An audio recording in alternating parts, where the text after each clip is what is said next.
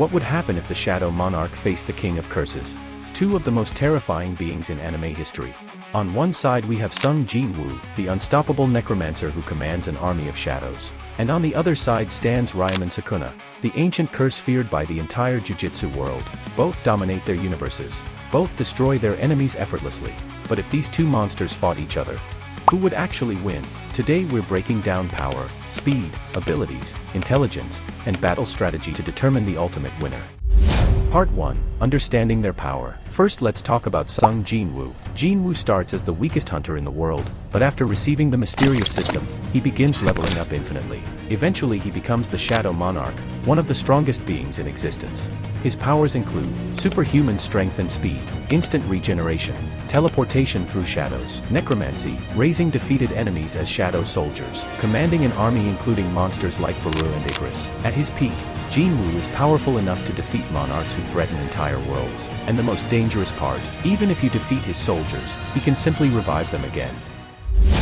Now let's talk about Sukuna. Ryomen Sukuna is known as the King of Curses in the world of Jujutsu Kaisen. He is an ancient sorcerer who became a curse so powerful that even modern sorcerers fear his full revival. His abilities include immense cursed energy, extreme speed and physical power, regeneration, devastating techniques like cleave and dismantle, his terrifying domain expansion, Malevolent Shrine. Inside this domain, Sukuna can cut everything within range automatically, making escape nearly impossible. He is also extremely intelligent and enjoys analyzing opponents before destroying them.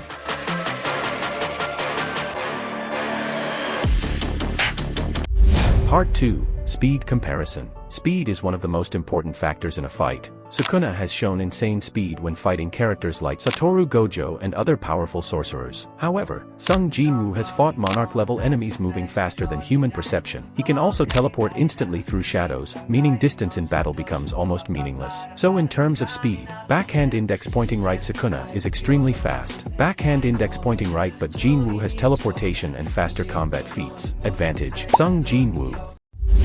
Part 3. Attack power. Now let's compare destructive power. Sukuna's attacks are terrifying. His techniques can slice through buildings, mountains, and even powerful sorcerers with ease. And when he activates Malevolent Shrine, everything within his domain becomes a target. But Sung Jin-Woo fights on a completely different scale. By the end of solo leveling in the original story, Jin-Woo is battling beings capable of destroying entire nations and potentially worlds. His shadow army alone contains thousands of powerful soldiers, and monsters like Beru alone could wipe out entire hunter teams. So when it comes to raw destructive power, Jin-Woo has the advantage again.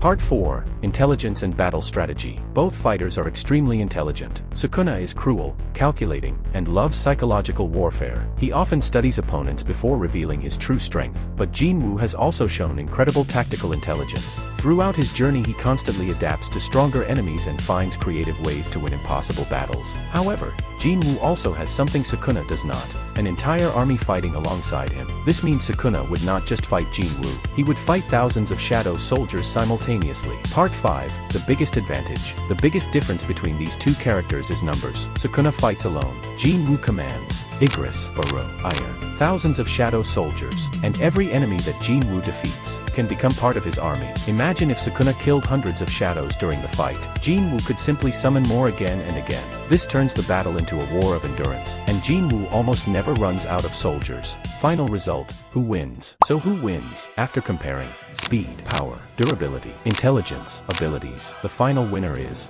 Sung Jin-Woo.